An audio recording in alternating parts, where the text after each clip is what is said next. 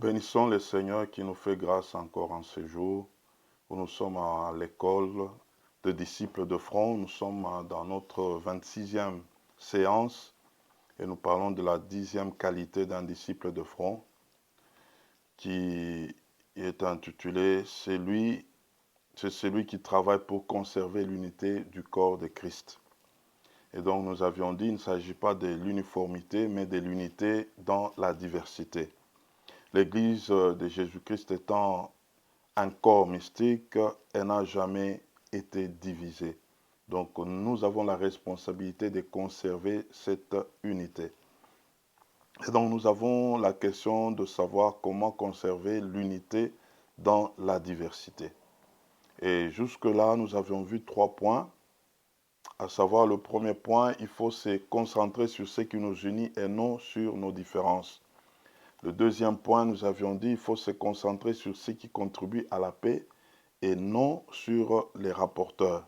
Et la fois passée, nous avons vu, il faut refuser d'écouter le médisance. Et aujourd'hui, nous avons le 4e point pour conserver l'unité dans la diversité.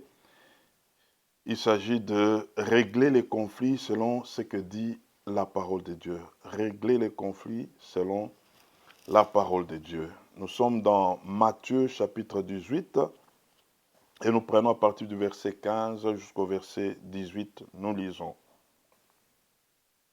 Si ton frère a péché, va et reprends-le entre toi et lui seul. S'il t'écoute, tu as gagné ton frère.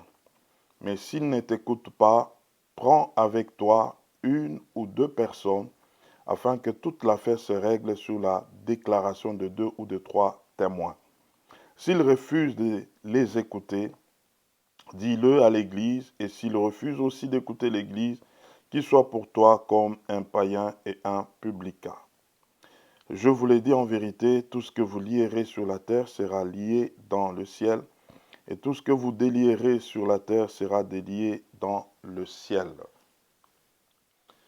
Et donc nous avions dit, étant corps de Christ, nous avons de différents membres. Et donc, nous devons savoir que l'Église aura toujours de problèmes à gérer selon que nous ne sommes pas uniformes, mais nous sommes unis, selon que nous sommes des membres du corps et chaque membre est différent de l'autre. C'est pourquoi nous devons déjà nous préparer à comment régler le problème. Et donc, si nous pouvons dénicher aussi des personnes potentielles qui travaillent pour la paix et l'avancement de l'œuvre, comme des gens du genre Barnabas, et non pas des Diotrephes, qui étaient là pour diviser des gens, nous avions vu à des séances passées. Et donc, ici, nous voulons comprendre, parce qu'il y aura toujours des choses à régler, des problèmes à régler. Il y a déjà des problèmes potentiels qui n'attendent que le temps, que le parcours. Et l'Église nous donne la manière de faire pour régler des conflits. Donc, le Seigneur savait qu'on devrait gérer. Et ici, on nous donne 3 façons de régler le problème.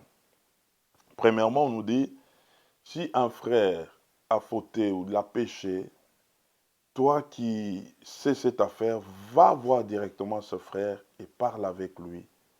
Dans le but de le remettre à l'ordre, là tu l'as gagné et nous allons donner gloire à Dieu. Si le frère te résiste, la deuxième démarche, on nous dit, il faut prendre une personne ou 2 et vous allez ensemble pour parler avec la personne, cherchant à la convaincre, à l'amener à s'amender. Si la personne accepte, vous l'avez gagné. Mais si la personne résiste encore, troisièmement, allez parler à l'Église, c'est-à-dire aux responsables, aux anciens, afin qu'ils prennent l'affaire en main, toujours dans le but de chercher à récupérer le frère. Si le frère résiste encore, même vis-à-vis de cette instance de l'Église, donc là on nous dit, nous devons le considérer comme un païen et nous devons prendre de distance. Les 3 démarches ici sont rares pour aujourd'hui. En tout cas, pour la plupart, beaucoup ne le font pas. Et donc, c'est cela le problème. Soit il y a, premièrement, quelqu'un peut être dans l'erreur, quelqu'un peut pécher. À la place d'aller le voir directement, on commence à raconter aux autres. On commence à parler aux autres jusqu'à ce que la personne saura, même pas de la bouche de celui qui l'avait vu pécher ou fauter, mais de la bouche des autres. Et ça, là, ça décourage des gens, ça le rétracte. Il y a d'autres qui ne sauront même plus se relever. Il y a une autre tendance, c'est que lorsqu'on trouve quelqu'un qui a commis des péchés, dans des problèmes, on voit la personne directement, mais en réalité, cette personne cherche à s'éclipser, cherche même à avoir des faux fuyants, et la personne peut même quitter l'église pour dire, je m'en vais, je vais à une autre assemblée. Elle va à l'autre assemblée, on l'accueille sans pour autant lui poser de questions de là où il est venu, et la personne continue normalement. Une telle personne est en train de se détruire, et ceux qui l'accueillent ainsi sont en train aussi de le détruire. Il y en a autant. Beaucoup de gens font des changements d'assemblée à cause de tels problèmes qu'il a trouvés de l'autre côté, ainsi de suite. Et on les accueille, on leur donne même des tâches. Mais en réalité, on est en train de leur rendre un mauvais service. Et troisièmement, il y a seulement peu qui comprennent que lorsque ils ont fauté, ils ont péché, et ils sont prêts à attendre, ils sont prêts à écouter, à obéir, jusqu'à ce qu'ils vont demander pardon et se restaurer et continuer. Il y a très peu. Alors, dans cette matière, c'est des problèmes qu'on est en train de gérer et j'aimerais travailler avec des exemples et j'en ai trouvé 3, mais il y en a autant dans notre ministère parce que on y travaille vraiment au quotidien. Le premier, il y avait un frère qui était d'une église connue de la place où j'étais. Et le frère est venu me voir pour me dire, non, pasteur, j'aimerais adhérer à l'église ici parce que je viens de quelque part. Il m'a cité le nom de l'église que je connais très bien. Il dit, voilà, notre pasteur, moi j'étais protocole avec d'autres personnes, il y a eu perte d'argent et on nous dira que nous sommes des voleurs. Et voilà, c'était une grosse somme. Et voilà, on nous a suspendus devant l'église et tout le monde nous a regardés comme des voleurs. Et ça m'a vraiment touché, ça m'a vexé. C'est comme ça que je quitte l'église et je viens ici. J'ai dit, non, mon frère, est-ce que tu as volé? Il me dit, non, je n'ai pas volé. J'ai dit, alors, rentre là-bas et que Dieu te justifie. Reste là, subis toute l'humiliation, tout ce qu'on dira de toi, parce que toi, tu es innocent. Et rentre là-bas, ici, on ne va pas t'accueillir. Le frère est rentré là-bas. Et donc, quand il est rentré, 6 mois après, je verrai le frère rentrer. Et je l'avais déjà oublié. Il m'a rappelé pour me dire, en fin de compte, on avait trouvé la personne qui avait volé et lui, on l'a restauré, il a repris même le service et le pasteur avait même dit à ce frère qu'il va payer ses études de l'université. Et le frère était tout content, il m'avait remercié. Voilà un peu comment est-ce qu'on pouvait sauver quelqu'un jusqu'à se restaurer et aller de l'avant. Deuxième cas, c'était un frère. Ce frère travaillait avec nous et pendant qu'il travaillait, il donnait de communiquer à l'église. Et c'est fait qu'un jour, nous avions gagné une dame qui avait une vie compliquée dans le monde et Dieu a fait grâce et s'est tourné au Seigneur. Elle était une femme seule et tout. Le frère, voyant la sœur, elle était très belle, très jolie et le frère a voulu commencer à faire des enfants pendant que ce frère était marié.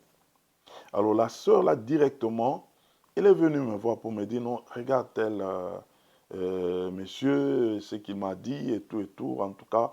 Et voilà, je n'ai pas bien trouvé cela. J'appelle le frère à deux, je lui pose des questions, il avait avoué. Je dis en tout cas, il faut que tu arranges ta vie, c'est pas correct. Et donc, entre nous deux, je te demets de tes fonctions pour que tu restes un peu dans le banc, tu ne vas pas continuer à faire des communiqués. Il a accepté sans problème. Et donc, quelques temps après, j'apprendrai Et c'est sa femme qui commençait à parler. Non, on a enlevé mon mari de la tâche qu'il faisait par le pasteur parce que le pasteur est jaloux. Mon mari, il s'épanouit, il est bien et tout. Bon, et puis ça a continué là et je verrai que sa femme a même quitté l'église. Or, en fait, tout ce qui s'est passé, c'était pour la protéger et pour l'aider et aider les frères à ne plus chavirer. Et quelques temps après, le frère aussi a suivi les pas de sa femme, ils sont partis. Jusqu'à aujourd'hui, la femme n'a jamais su la vérité sur cette affaire. Je ne sais pas ce qu'ils se sont dit, mais voilà, pour nous, on a fait le travail, on devait préserver aussi leur mariage. Je ne pouvais pas le dire directement à sa femme, et ni aux autres qui le disaient comme ça. J'ai gardé, mais entre moi et lui, nous savions ce qu'était réellement la vérité. Voilà un peu de choses qu'on peut gérer en tant qu'Église. Alors, le troisième point, c'est un autre frère. Ce frère, lui, après les cultes, parce que je devrais prêcher un jour, un dimanche, bien sûr. Alors, il y a eu deux frères qui sont venus me voir avant les cultes. Ils me diront, non, pasteur, nous, juste après le message, après la prédication, on va quitter. On ira enterrer un de nos membres de famille à tel endroit. J'ai dit, il n'y a pas de problème. Et voilà que on a commencé les cultes, on a fait le service et j'ai donné la parole. Après avoir donné la parole, les deux frères se sont levés pour partir, comme ils m'ont dit avant. Alors à la fin du culte, il y a un frère qui se lève pour me voir. Il me dit, non, pasteur, le message d'aujourd'hui, les gens étaient choqués, les gens n'étaient pas contents. En tout cas, il y a eu beaucoup de murmures. Et voilà, même les deux frères qui sont partis, juste après le message, ils n'étaient pas d'accord, ils n'étaient pas contents. C'est comme ça qu'ils ont quitté, ils sont partis même. J'ai dit, non, non, non, non, non, non, mon frère, ce que tu dis là n'est pas vrai. Les deux frères avant le culte, ils m'ont vu. Là, ils sont allés pour enterrer quelqu'un. Ils m'ont demandé déjà un peu avant. Et donc, ce que tu me dis là, tu me racontes des histoires. Aujourd'hui, j'aimerais savoir qui a dit ça. Non, bon, on a dit, j'ai dit, j'aimerais connaître les on aujourd'hui. Et j'ai tellement insisté, le frère a rougi, puis il me dit, oh non, pasteur, c'est mon épouse qui a parlé ainsi. J'ai dit, ah voilà. C'est comme ça qu'on peut déformer les choses dans l'Église. On peut susciter un problème, mais pour l'exprimer, on exprime cela comme si ça venait des ondes. Les ondits. Ça détruit beaucoup l'Église. Et j'ai conseillé le frère, j'ai demandé au frère de faire un travail sur sa femme et sur lui-même et de ne pas attiser le feu comme ça. Et très souvent, ce sont des problèmes comme ça qui arrivent à l'Église.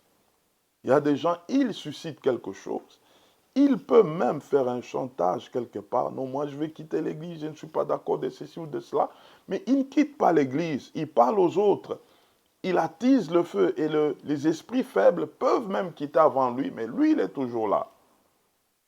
Et donc nous devons faire très attention et surtout que l'église est souvent gérée par la sagesse. Et souligne bien la sagesse parce qu'il y aura toujours de problèmes à gérer. Donc il faut implorer la grâce de la sagesse. Et dans les échanges avec des aînés, il y a un des aînés qui nous ont dit un jour qu'en tant que responsable, en tant que conducteur de l'Église, il faut connaître, il y a toujours dans l'Église deux mouvements. Le premier mouvement, il y a des gens qui viendront, et le deuxième mouvement, il y aura des gens qui partiront. Et donc, nous devons nous armer à cela déjà. Il y a des choses à gérer, mais il y a d'autres personnes qui partiront et d'autres qui viendront.